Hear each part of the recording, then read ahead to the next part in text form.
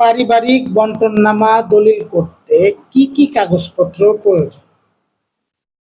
পৈতৃক সম্পত্তি বা মৃত ব্যক্তির সম্পত্তি ওয়ারিশ বা ভাই বোনদের মধ্যে শান্তিপূর্ণভাবে ভোগ দখল করার জন্য বন্টননামা দলিল অবশ্যই প্রয়োজন।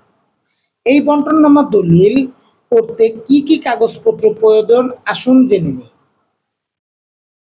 ১ নাম্বার, যে ব্যক্তি মৃত্যুবরণ করেছে, যার সম্পত্তি ওয়ারিশদের মধ্যে বন্টন করা হবে, ওই মৃত ব্যক্তির মৃত্যুর সনদপত্র প্রয়োজন। দ্বিতীয়ত, যে ব্যক্তি মৃত্যুবরণ করেছে তার রেখে যাওয়া সম্পত্তি যাদের মধ্যে বন্টন করা হবে তার বৈধ ওয়ারিশ যারা, সেই ওয়ারিশদের একটি সনদপত্র। তৃতীয়ত, মৃত ব্যক্তির সম্পত্তির মালিকানার দলিল বা ডকুমেন্ট।